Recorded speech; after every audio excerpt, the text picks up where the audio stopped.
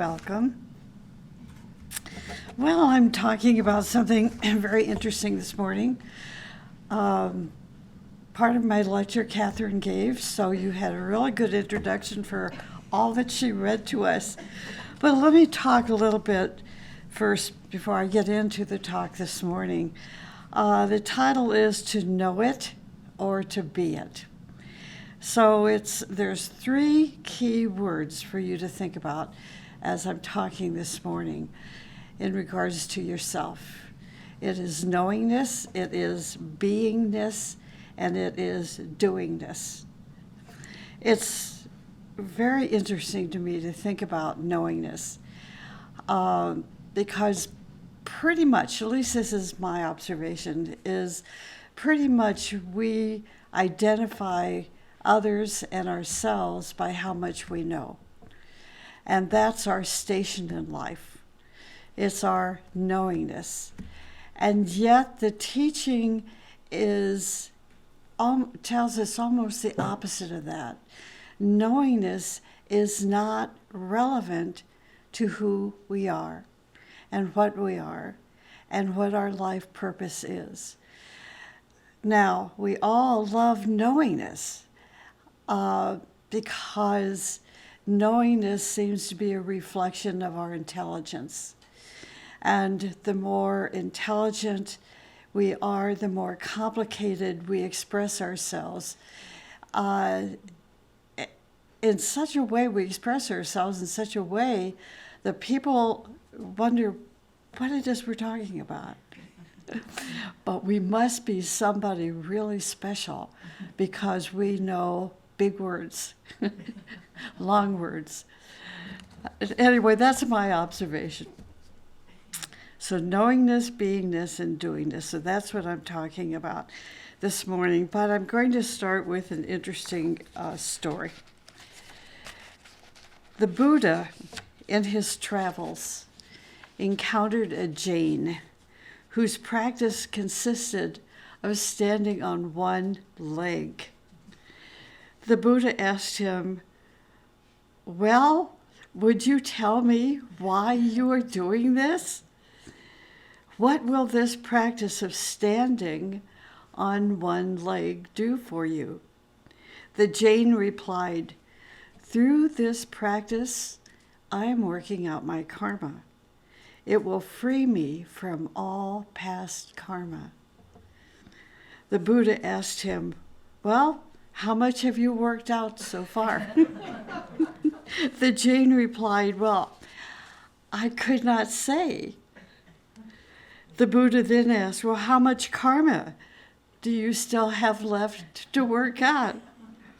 The Jain again replied, "I do not know."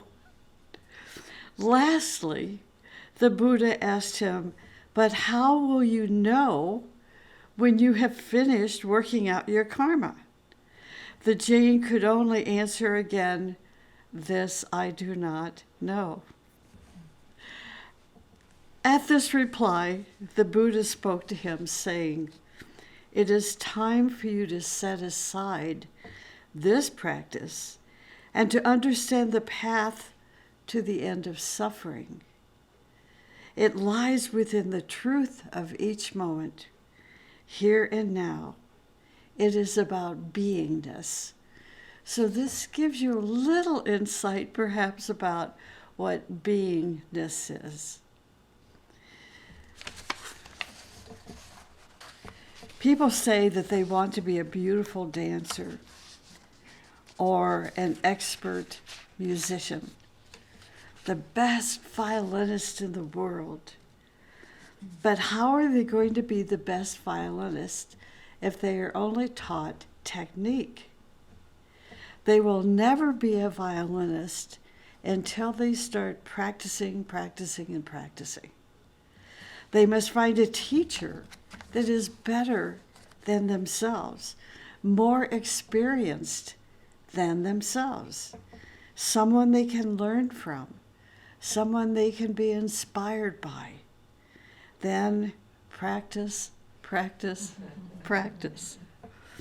To be the most beautiful instrument that they can possibly be is the reason for practice. Practicing to be a better human being, a more sophisticated human being, a better artist, a better teacher, and so forth. To be better than you are now. Do you see? It is not knowing it, it is being it. As the person becomes increasingly perfected, the virtues in them gradually but steadily unfold. So now we're bringing in another element or component that we can integrate or fuse into our knowingness, into our doingness, and eventually become, this is going to sound weird, and to become part of our beingness. I know this is a little complicated, but by the end of my talk, you'll get it. Beingness is such a magical experience of expression. It's the complete opposite of what our parents, our siblings, our teachers, our friendships, people who are that influence us during our day-to-day life, particularly as we're growing up. They know who we are going to be, and they tell us who we are going to be, and they tell us who we are. But that doesn't mean who we are in terms of our level of beingness. And that's the point today that I'm trying to get across. It is through the practice of virtue that we become the potential that we were born with. Not what other people have told us we are and we aren't, but what and who we actually have the potential of being. And the way the teaching tells us through so many languages, lectures, classes, talks, that virtues represent, almost each virtue represents an entity in space that has its magnet within us. And that once we begin to practice one of these virtues, it awakens this potential within us. And this virtue, as it unfolds, the potential or our purpose in life unfolds simultaneously. So I've made a list of virtues. I'm not going to explain them, but I've made just a list of 20 virtues, and then I decided to stop because you won't remember them anyway. So just a few. So let me start with just this list of 20. I think there's about 20. Adaptation, aspiration, these are virtues. Cooperation, dedication, detachment. These are all virtues that I have found in the teachings of Agni Yoga that are part of us, part of our beingness, but must be practiced and unfolded to increase the radiance of our beingness. Discipline.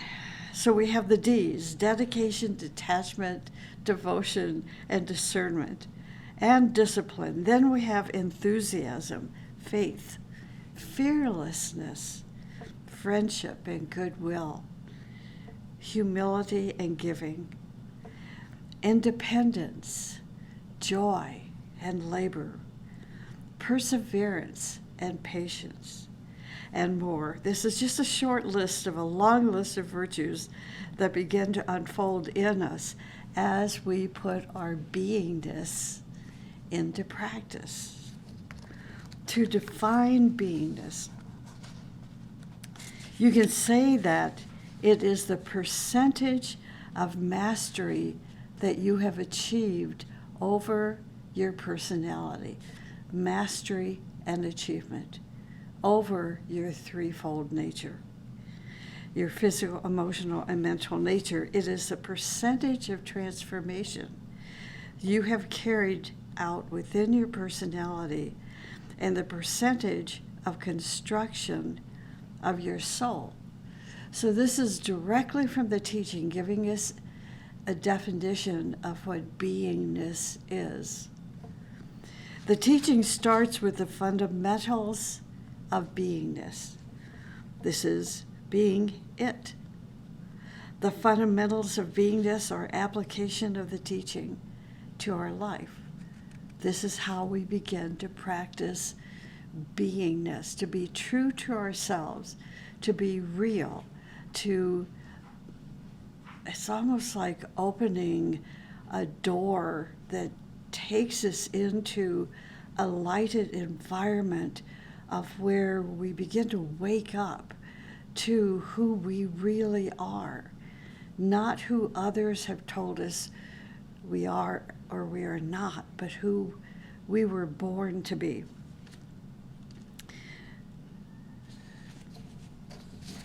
Now, we have the virtues, then we have habits. Virtues are to be acquired, virtues are to be developed and unfolded, habits are to be eradicated. So it's interesting to think about, we have two sides of one coin, the coin being us, one side being habitual, the other side is beingness.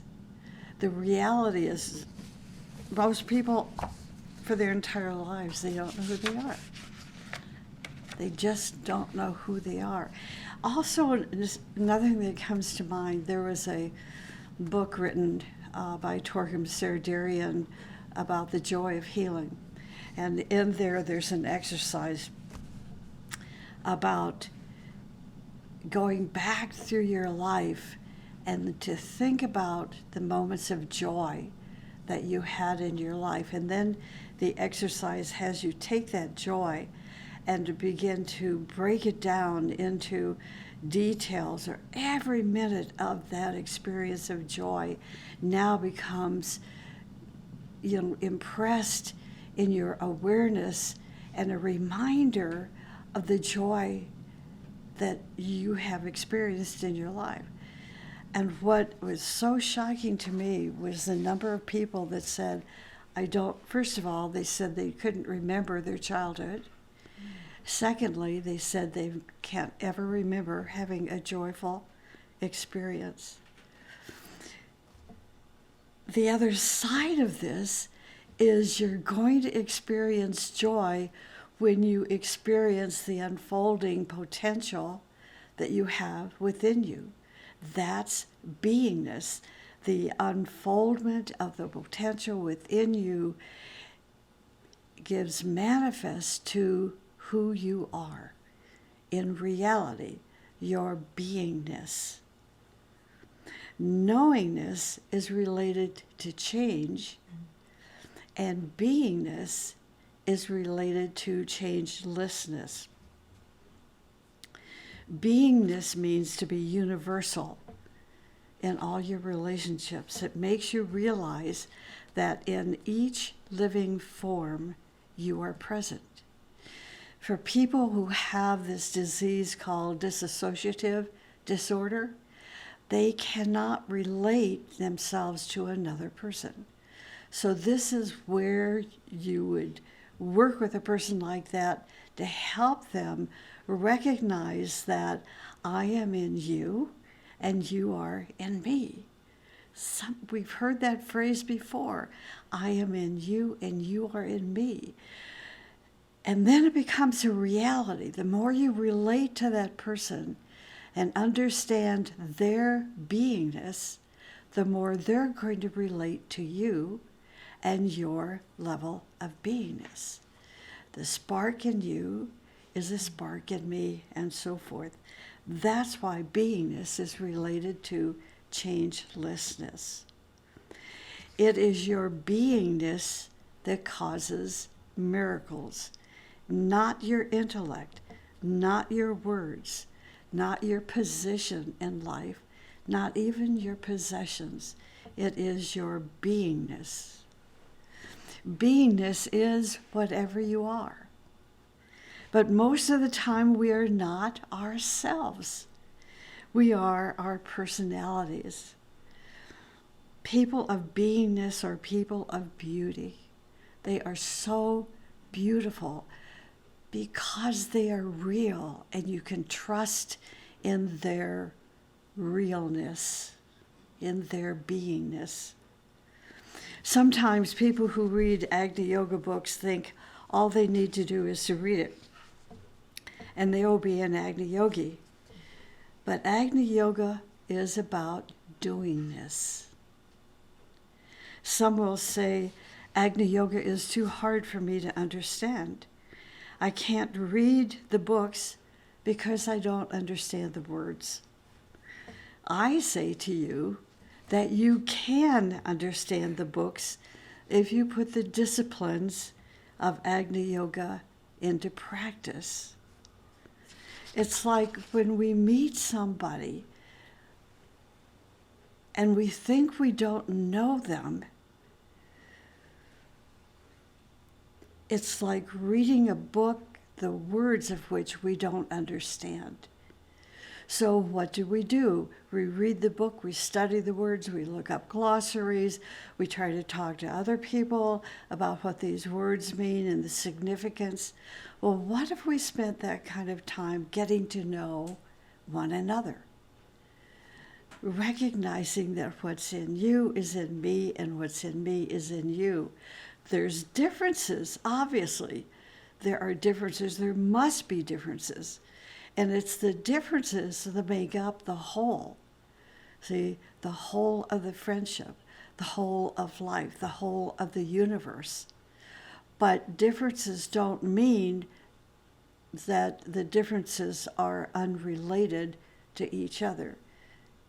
See, the differences must be related to one another if you are in me and I am in you. That spark.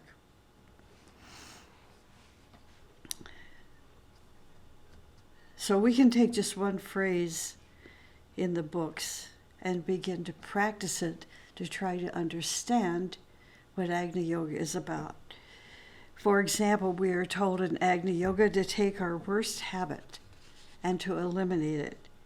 When we eliminate our habits, we begin to radiate our light, our bad habits. We begin to radiate our light.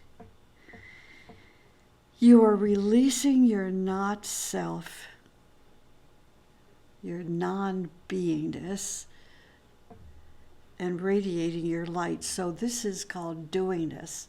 It is all about doingness. But you must practice the teaching. The practice of teaching means what? To strive toward perfection in such a way that your potential, that inner potential, unfolds, the potential that you were born with. For example, let's take the first volume of Supermundane. Supermundane was written down by Helena Rourke and given to her by her teacher. It is a book that totals 955 verses. If you read it very carefully, you will see that it explains the nature of leaders. Once you learn these things, you will never study with the wrong teacher again, or follow the wrong leader again, or vote for the wrong politician again. Master M speaks about the real nature of great masters, great saviors, and great leaders in the world. If you read and contemplate the first volume of the book, you will get a pretty good idea about leadership. And no one will fool you again if they come to you and they say to you, I am the Christ. You will immediately know, right? Or if they come to you and say, I can save you, you will realize that they have not yet saved themselves. The second thing Supermundane, the book Supermundane says or speaks about is the centers. Great ones have centers. What are they? One center is the tower. What is the tower? The tower would be a center where they broadcast the teaching, where they radiate their influence, their power, their wisdom, their light, their love. Even groups who are truly following the teaching can be their towers. But the key word here is following. To follow means to let your service, your labor, your point of inspiration, so you can emulate them. And by that I mean so that you can reflect, that's a key word, so that you can reflect their love, their light, their wisdom, their power, and so forth. This is doingness. In the first volume, you can also find in nearly every verse an exclamation of what the members of the Great Brotherhood do.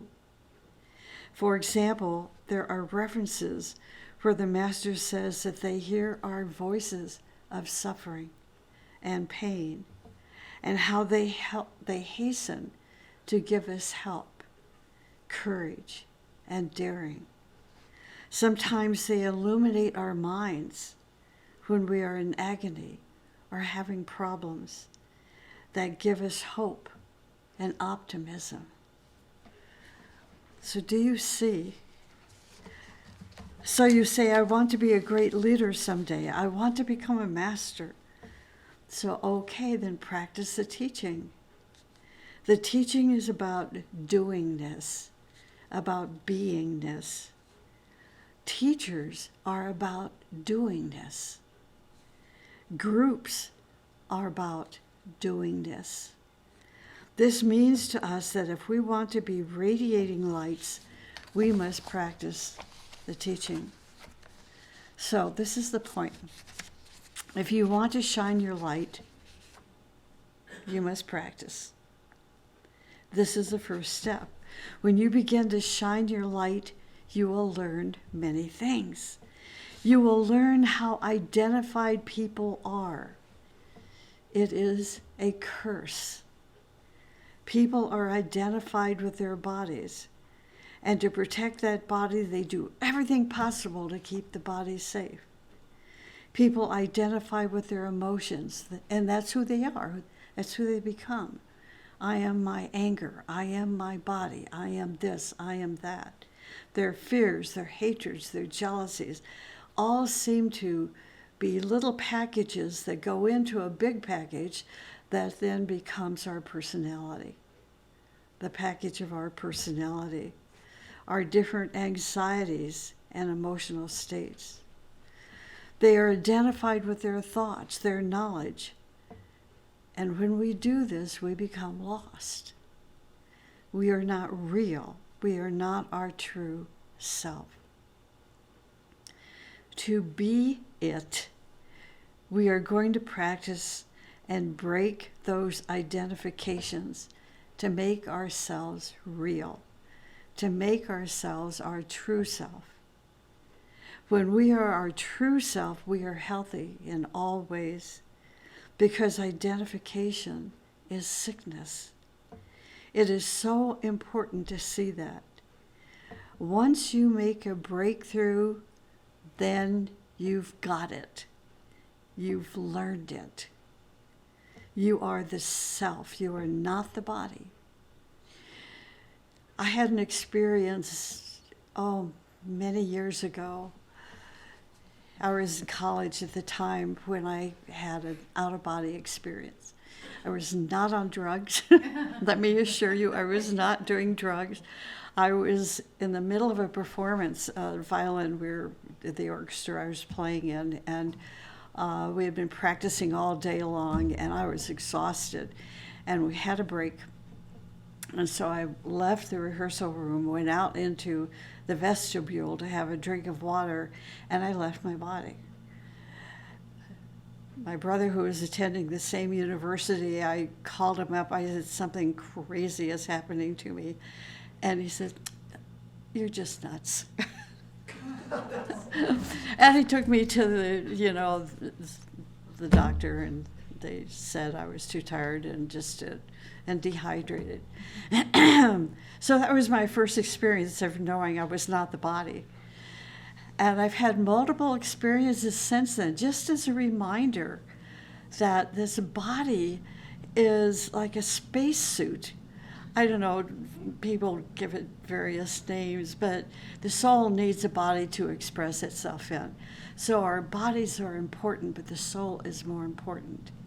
And once you have that out-of-body experience, then you know that you are more than the body. So we read people's stories about near-death experiences where they see what's going on, on the operating table and what the doctors are doing and who the nurses are, and they see they're no longer identified with that physical body. It's so cool. So we have plenty of examples and facts of this very statement that we are not the body. We are not our anger. We are not our fears. We are not our anxieties. We are something much greater than that. And we're in the process of constructing that human soul, which is a reflection of our true self. So you see, when you are shining your light, you must visualize that you are a flame. Now you are a flame. The self. You are the light, a little light walking, not the body. The light in you is walking. It takes time, though, and you must tell yourself not to give up. So you can walk for 6 months until you realize that you're not the body walking. What are you doing? You are disidentifying yourself from your body. Then you do the same thing with your emotional body and your mental body. I was reading the other day in The Secret Doctrine where H.B. Blavatsky says, if you detach yourself from your mental body, then you are an arhat, a 4th degree initiate. Detaching yourself from your mental body. Well, we're just working on the physical body. Every time I walk from there to here and from here to there with my knee, I keep saying I am not the body. It's really hard not to identify, but it's good to realize that I am greater than my knee. So the curse of humanity is identification with the body. That is where all of our sicknesses are. Once we disidentify from our problems and become a flame, then we are healthy. We are beautiful, and we know the right relationships, and that we are full of goodwill. We recognize the person that we want to be a friend with, that we want to marry. There is something recognizable in them, and that's the light that is in them, that is in myself. And that creates right human relations. The technique is doing it. 1 month, 2 months, 3 months, don't give up. Now, when we leave the broadcast this morning, for 1 year, you can do it. Be a light.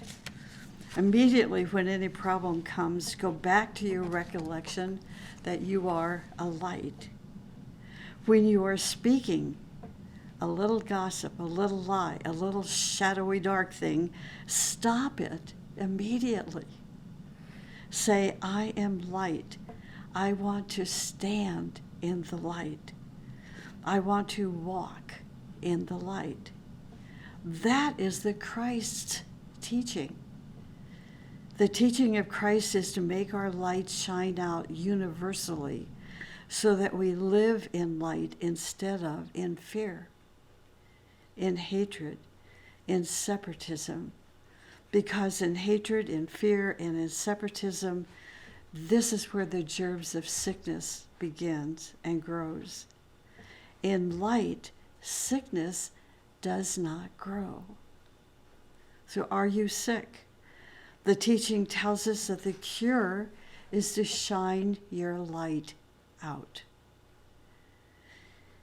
When you shine your light out, your whole aura is cleaned. It is a very easy discipline, but it must be done continuously. Once you learn it, there is no way that you're going to be sick because the radiation is going to burn all the microbes. It's so interesting.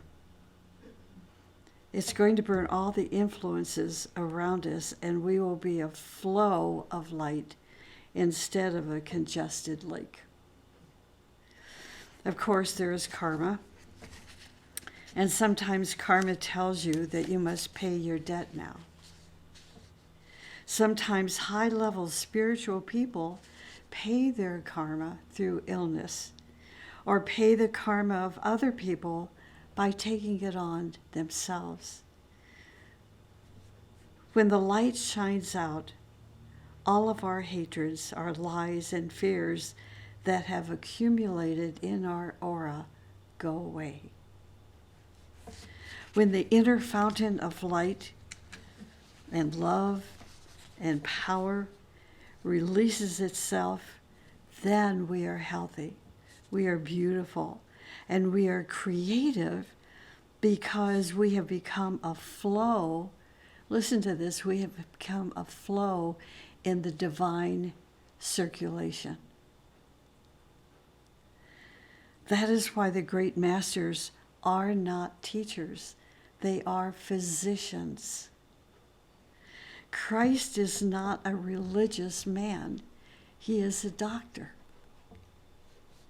When your light shines, your whole mechanism works harmoniously, and the combination of the elements in your body is proportionate because there is music and symphony in you. The light makes your body a symphony. When you are a symphony, then every note, every measure is in balance.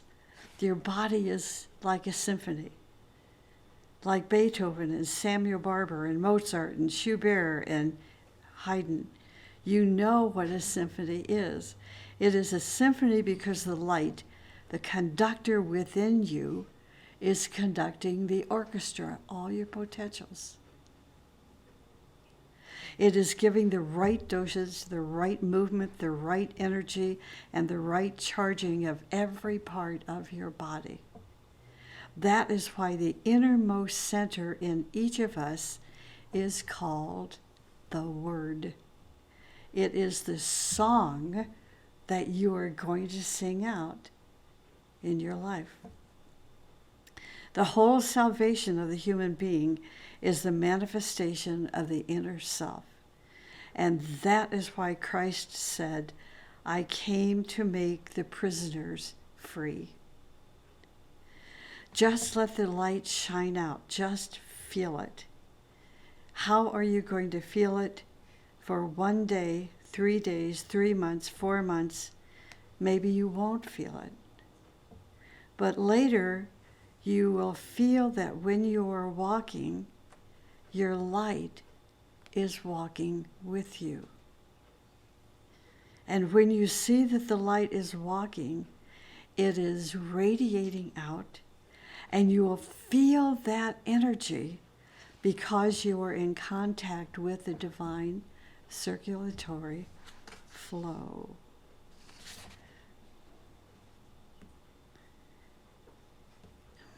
I think I've got time for this.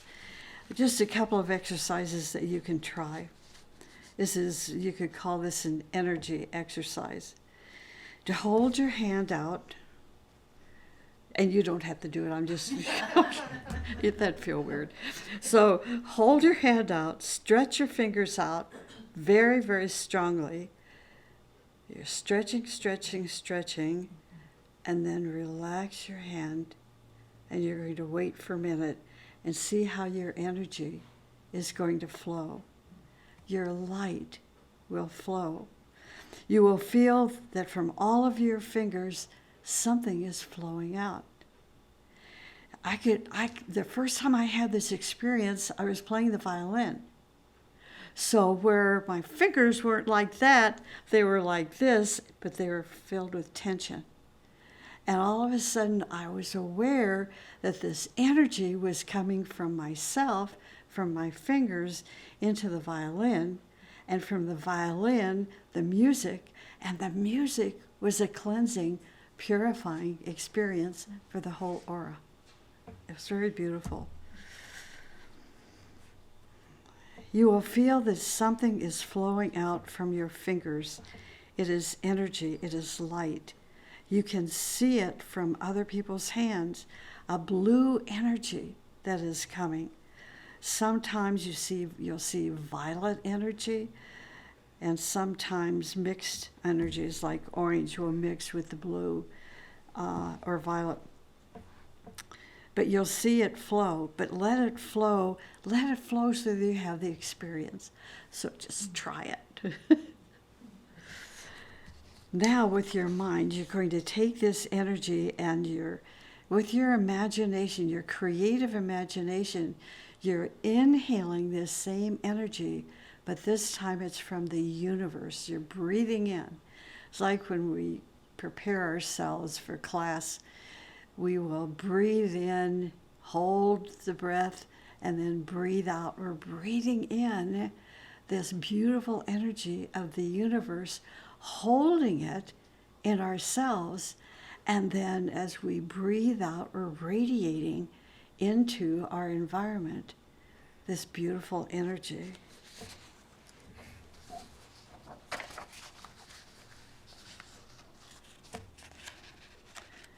This is why Christ said, I came to bring life more abundantly.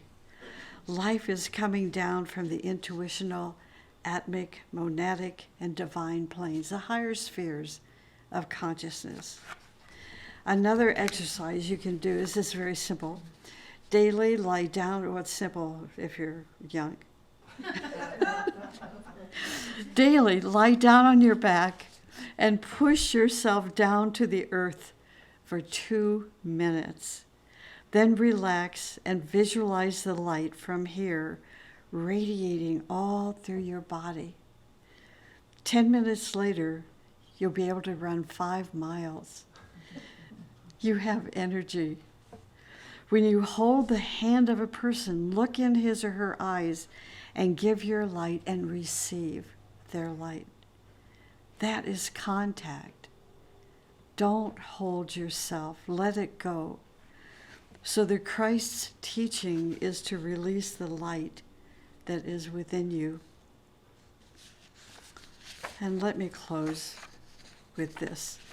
The Buddha's last sermon, which was, be a lamp unto yourself. A free translation of the Buddha's last sermon goes something like this. Be a lamp unto yourself. Rely on yourselves. Don't rely on external help. Hold fast to the truth as a lamp. Seek liberation in the truth alone. Don't look for assistance outside of yourself. Let each overcome the 3 causes of their own suffering. 1, those arising from the body's cravings, hunger, thirst, sleep, and comfort. 2, those arising from the cravings of the 5 senses. Everything is food to the eyes and ears, nose and touch and taste. And 3, those arising from cravings due to false ideas and concepts, or to reasonings and false reasonings, feelings and hard feelings, perceptions, selective and distorted perceptions. And then that sermon closed by him saying, keep watch over your own hearts. This alone will put an end to suffering. Be a lamp unto yourself. Hold fast to the truth as to a lamp. And so, Beingness means to look for solid proof that you are growing and maturing. And that's the end. Knowingness, beingness, and doingness. So hopefully you have a very different perspective now.